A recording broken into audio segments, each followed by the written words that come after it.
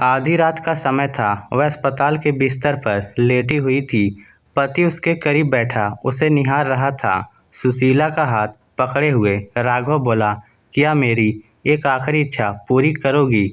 इतना सुनते ही सुशीला का हाथ कांप गया। वह पत्नी को डांटते हुए बोला, ऐसी अशुभ बातें मत कर भाग्यवान, मेरा दिल बहुत घबराता है।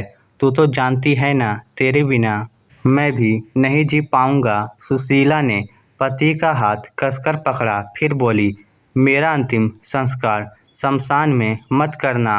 राघव कुछ नहीं बोला, बस शिकायती नज़रों से सुशीला को घूरता रहा।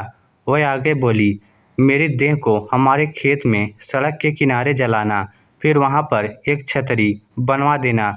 जब तुम्हें मेरी याद आए तब उसी छतरी पर आकर बैठ जाना। मैं आसमान से उतरकर आऊंगी तुम्हारे पास। राघव की आंखों में आंसू झलक आए।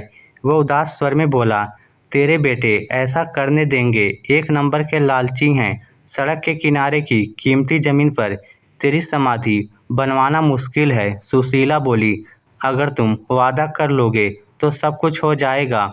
मुझे तुमसे दूर नहीं जाना। अगर मेरी समाधि बन गई तो तुम्हारी भी वहीं बन जाएगी। दो छतरियाँ बनेंगी, बिल्कुल पास। हम हमेशा साथ रहेंगे।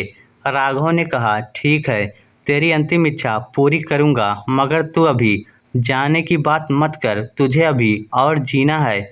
अचानक राघव ने महसूस किया जैसे सुशीला की उसके हाथ पर से पकड़ ढीली पड़ रही है। राघव उसके चेहरे की तरफ देखता हुआ बोला, क्या हुआ? सुशीला कुछ कहना चाहती थी मगर उसकी आवाज़ नहीं निकली। माथे पर तेज पीड़ा के निशान दिखाई दिए, मगर वह दर्द में भी मुस्कुराई। ऐसा लगा जैसे कह रही हो कि यात्रा पूरी हो गई है, अब विदा कर दो। फिर अचानक उसकी आंखों की पुतलियाँ स्थिर हो गई। 2 साल से बीमारी में जी रही सुशीला को दर्द से निजात मिल गई। 55 सालों का प्यार भरा साथ छूट गया। राघव डॉक्टर को पुकारता रह गया। सुशीला के प्राण त्यागने के बाद राघव ने बेटों को फ़ोन किया और उन्हें मां की अंतिम इच्छा बताई। फिर वह सुबह तक पत्नी के शव के पास ही बैठा रहा, उसके साथ बिताए गए पलों को याद करता रहा।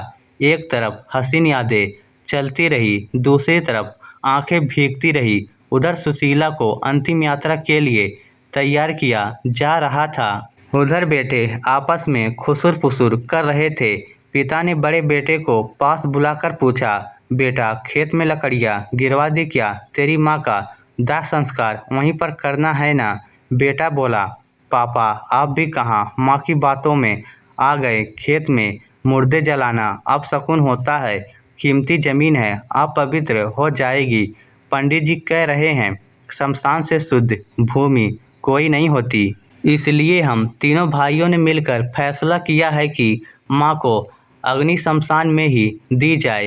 राघव के चेहरे पर गुस्से के भाव आ गए। वह दांत पीसते हुए बोला, मेरे जीते जी फैसला तुम करोगे कि मेरी पत्नी का दाह संस्कार कहाँ करना है?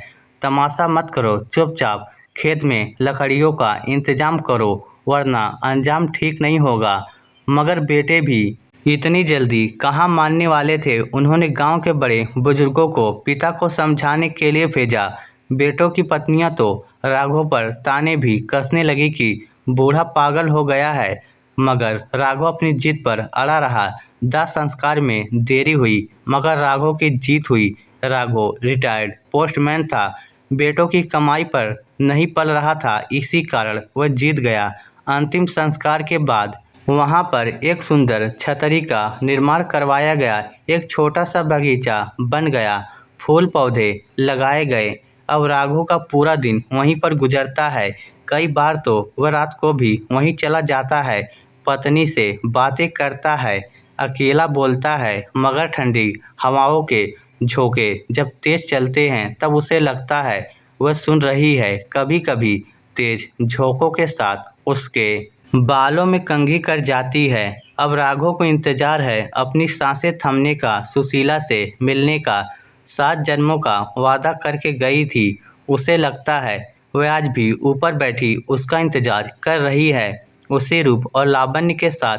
जिस रूप में वह उसे ब्याह कर लाया था। सुशीला की पायल की छम-छम वह आज भी अनुभव करता है अपने आसपास हर रोज हर घड़ी। इस स्टोरी को लेकर आपकी क्या राय है? नीचे कमेंट करके हमें ज़रूर बताइएगा। धन्यवाद।